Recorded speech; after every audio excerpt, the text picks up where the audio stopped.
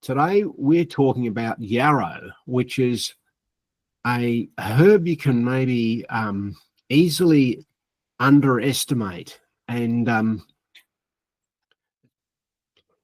so in the word yarrow comes from the Saxon word, well, I would pronounce it gearway. Now, I don't know how you would say yarrow out of that, but I'm not an expert on Saxon. So, Romans have got herba militaris, soldier's woundwort. In North America, the Teton and Dakota, medicine for the wounded. And then you've got all these common names: bloodwort, knight's milfoil, soldier's woundwort, thousandweed, nosebleed, carpenter's friend, staunchweed, devil's nettle. So you can see it's got a huge association with wounds.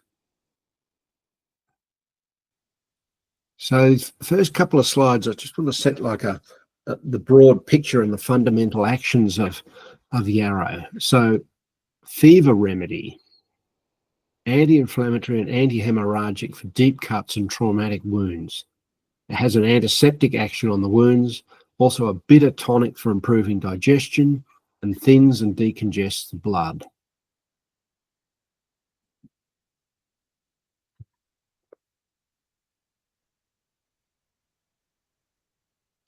So Matthew Wood, he calls it the master of the blood, and says through devices of clotting, unclotting, neurovascular control and constituents, it regulates the flow of blood to and from the surface, in and out of capillaries and venules, thickening and thinning the blood.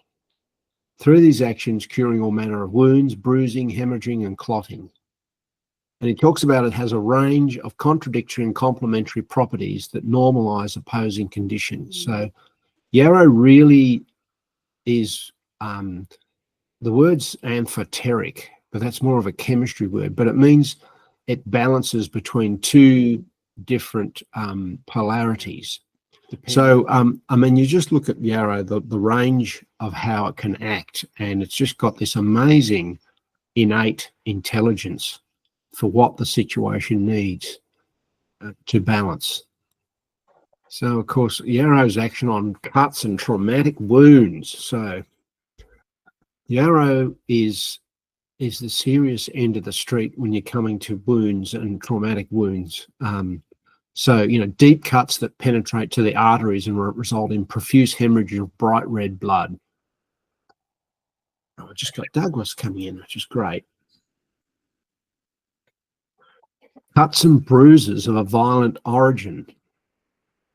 So you can see that link back to the military area. Of course, there's G'day, Douglas. How are you?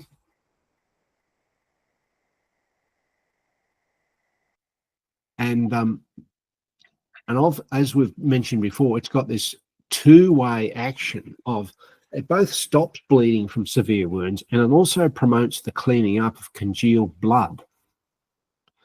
And where you would normally think of a serious contusion, you'd think of arnica because of the bruising.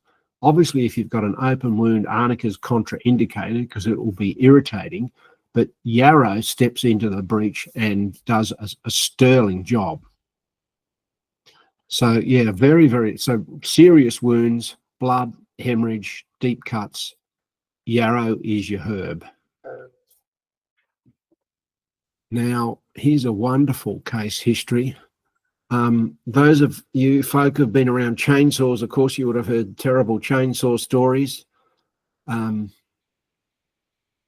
So here's a great one from Matthew Wood. So a person was out cutting wood, got a chainsaw cut on the leg, 3.5 inches long, extending down to the bone.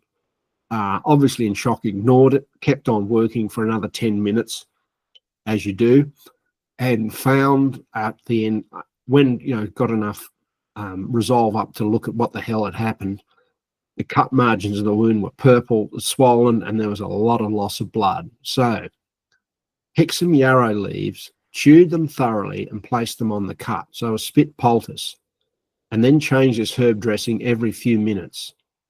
The bleeding stopped, pain went away, all within 15 minutes. The next day, the wound lips were joined together, and 2 days after that, it looked like a little cut, and in a month, there was a red mark and no scar. So that is a pretty powerful testimony to have some yarrow around all the time, especially if you're handling chainsaws or machinery or things like that, or just generally around the house. It's the sort of plant you want to have around just in case these sorts of things happen. Dorothy Hall, once again getting all excited over yarrow. And from her book of herbs in 1972, she's saying, a breezy, bracing strength that a cup of yarrow tea can provide. If we have had one of those days when it becomes apparent that even getting out of bed was a mistake, on goes the red light saying yarrow tea.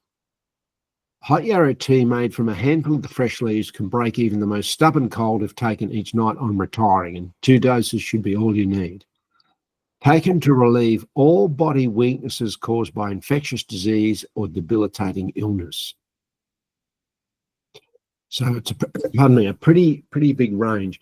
And you can see again that same theme as Achilles' mother dipping him in the river Styx to give him invulnerability.